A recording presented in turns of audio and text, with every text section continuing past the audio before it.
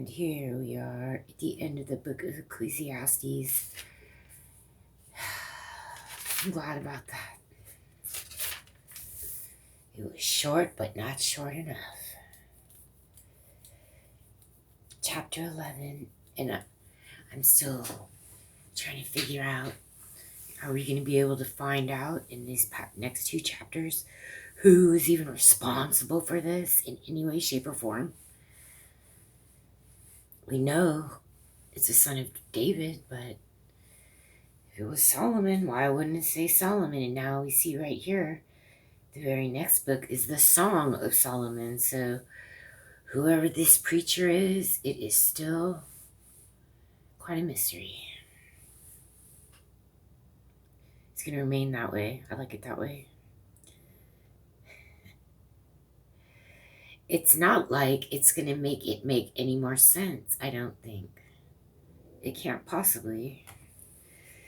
Cast thy bread, chapter 11, cast thy bread upon the waters, for thou shalt find it after many days. Give a portion to 7, and also to 8, for thou knowest not what evil shall be upon the earth.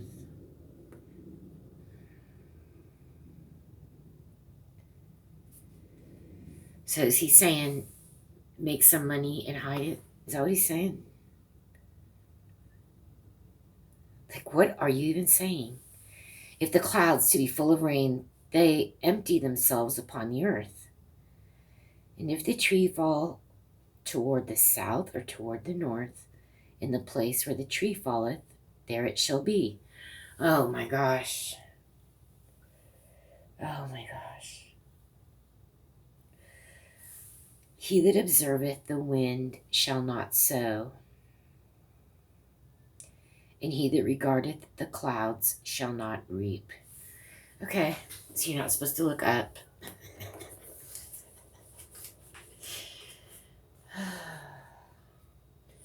It's not, the sky is falling, the sky is falling. It's Ecclesiastes, chapter 11, don't look up.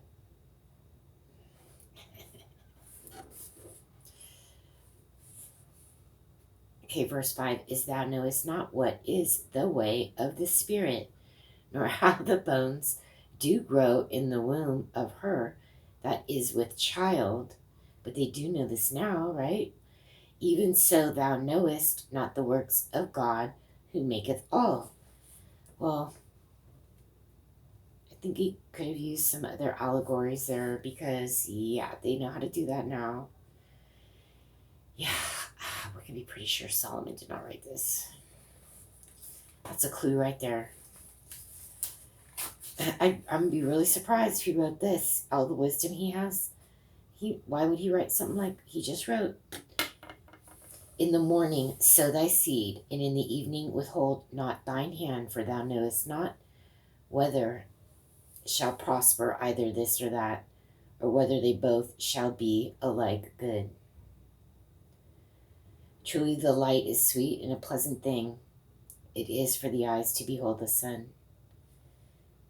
But if a man live many years and rejoice in them all, yet let him remember the days of darkness, for they shall be many, and that all that cometh is vanity. Oh, there he goes again.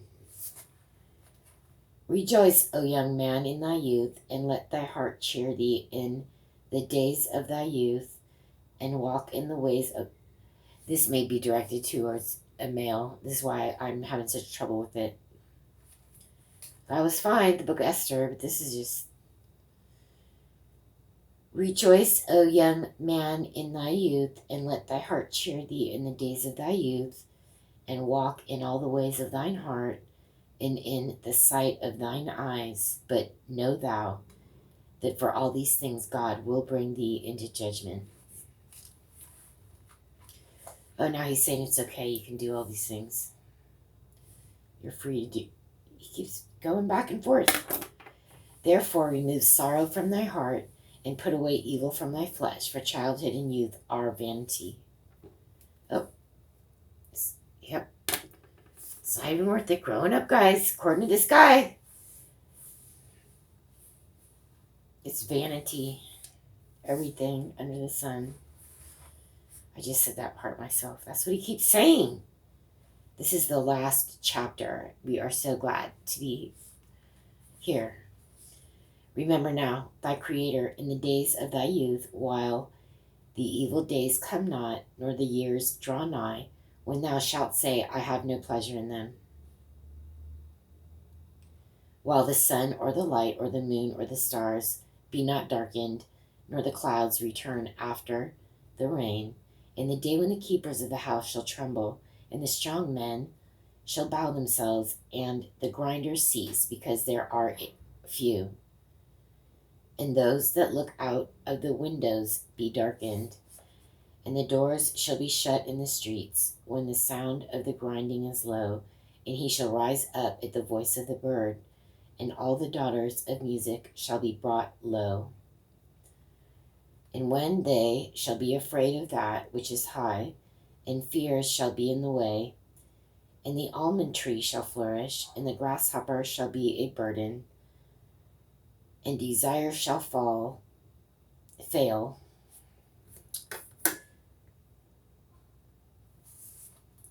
because man goeth to his long home, and the mourners go about the streets. Or ever the silver cord be loosed, or the golden bowl be broken, or the pitcher be broken at the fountain, or the wheel broken at the cistern. Then shall the dust returneth to the earth as it was, and the spirit shall return unto God who gave it.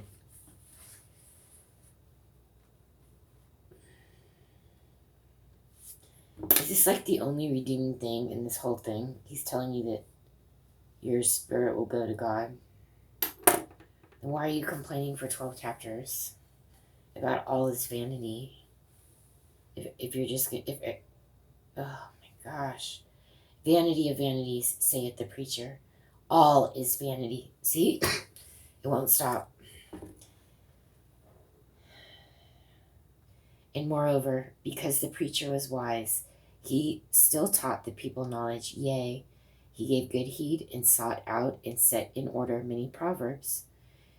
The preacher sought to find out acceptable words, and that which was written was upright, even words of truth. The words of the wise are as goads. I don't know what that is. A Goads? Is it like goading somebody? Like provoking them? It's provocation, perhaps. I don't know. I have to look it up. And as nails fastened by the masters of assemblies, which are given from one shepherd. I have no idea what that means. And further, by these, my son, maybe this is why I'm not. Be admonished of making many books, there is no end, and much steadiness is a weariness of the flesh. Oh, I believe that. That's true.